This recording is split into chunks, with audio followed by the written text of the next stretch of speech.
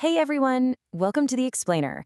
Today, we're taking everything you've learned about numbers and graphs and finally applying it to the real world. We are talking all about exponential data models and your final modeling task. By the end of this session, you're going to be able to look at a raw set of data, recognize a very specific kind of pattern, and actually build a mathematical model to describe it. Here's our roadmap for today. First, linear versus exponential fit.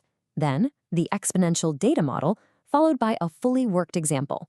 After that, we'll look at defining a reasonable domain, and finally, your final modeling task. Let's dive right in. Section 1, Linear versus Exponential Fit, Spotting the Difference in the Data. So imagine you're staring at a scatter plot just full of data points.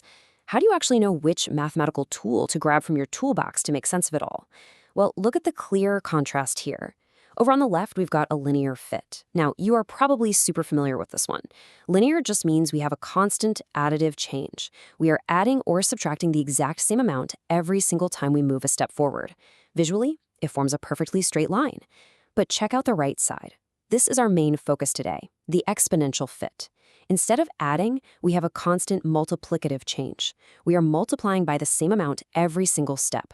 Because of this multiplication, the data doesn't just march along in a straight line, it accelerates, forming a sweeping, curved line that shoots upward or glides downward.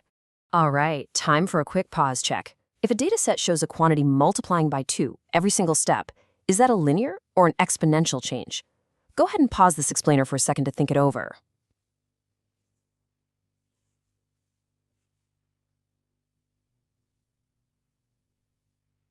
Got your answer? Okay. It's exponential. Since the change relies on multiplying by a constant number, 2 in this case, it's a constant multiplicative change. And that, my friends, is the literal definition of an exponential pattern. Great job. Moving on to Section 2, the exponential data model. Decoding the mathematical notation. Now, before we actually crunch any numbers, we kind of need to speak the language of the math first, right? We gotta define our variables. So here are our foundational building blocks. X and Y. You've definitely seen these before, but let's get precise. X is our independent input variable. In the real world, this is super often a measure of time, like days, months, or years. And then there's Y, our dependent output variable. The value of Y literally depends on whatever X is doing. This usually tracks the amount of something, maybe the population of a town or the dollars in a bank account. Okay, now for the secret sauce of our exponential model, A and B. We define A as the initial value. Think of this as the starting line of a race. It's exactly what our Y amount is when our X time is sitting right at 0. Next up is B. And honestly, this is the star of the show. We define B as the growth factor. Remember that constant multiplicative change we just talked about? That is exactly what B represents. It tells us how fast our starting value is multiplying as time ticks by. And here is how the whole shebang comes together. The exponential data model is written out as y equals a times b to the power of x. So our output y equals our starting amount a multiplied by our growth factor b, and that growth factor is raised to the power of x, our time step. Notice how x is hanging out up there in the exponent? That is exactly why we call it an exponential model. Makes sense, right? Section 3, a fully worked example, modeling credit card debt over time. Since we're fluent in the math language now, let's put it to work. Imagine a recent grad who, well, maybe leans a little too heavily on a credit card right out of school. Looking at this data, in column 1, we've got X, which is the month, ranging from month 1 to month 8. In column 2, we have Y, representing the debt in dollars. Now at month 1, it's $620. By month 4, it jumps to over $1,000. And by month 8, it is over $2,100. Wow. Notice how the gap between the numbers keeps changing? The debt isn't just creeping up by some flat, steady amount. The jumps between the numbers are getting bigger and bigger. The debt is actually accelerating. This curved, snowballing growth is a massive, flashing neon sign that we need an exponential model here. Definitely not a linear one. So, how exactly do we fit our y equals a times b to the power of x equation to this messy real-world data? We use a super handy process called regression analysis. And thankfully, technology does the heavy lifting for us here. Step 1, we just punch our X and Y data into a graphing calculator or some stats software. Step 2, we literally command the tech to run an exponential regression. The software crunches all those numbers to find the absolute best fitting curve for our scattered dots.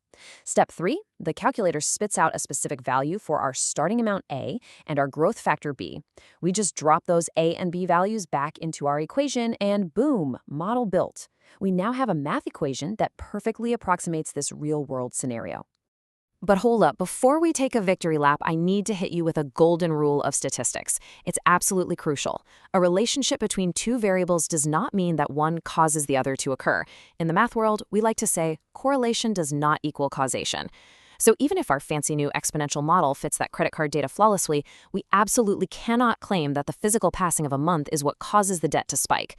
I mean, the passing of time correlates with the debt going up, for sure, but the actual root cause, that's the graduate spending habits and the bank's crazy interest rates.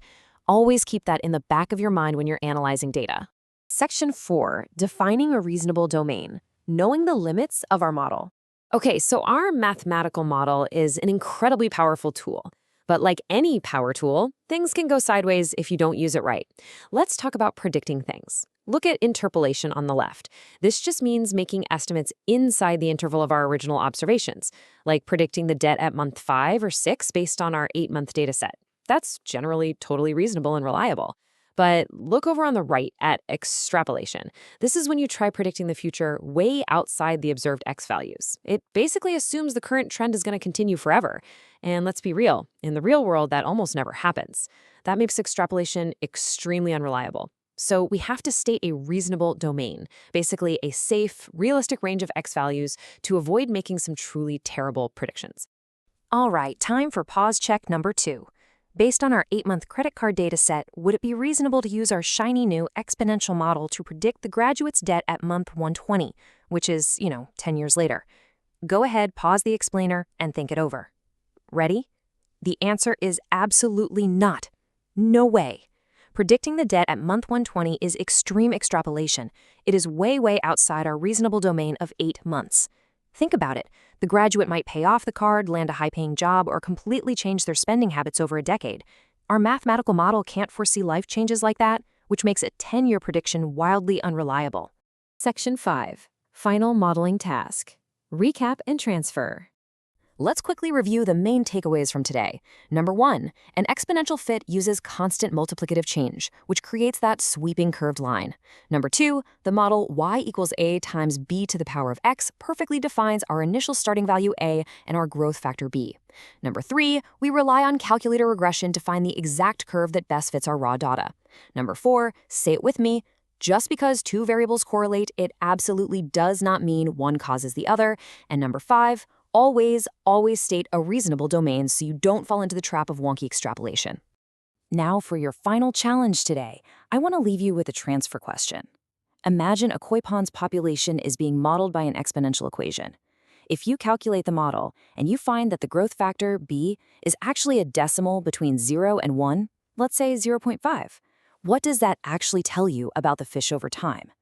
Well, think about what happens when you multiply a starting number by a fraction or a decimal that's less than 1. It gets smaller, right? This means instead of exponential growth, you are actually looking at exponential decay. The fish population is shrinking. I want you to keep that provocative thought in mind as you look at data in the real world. Keep questioning your data, stay curious, and I will catch you in the next explainer.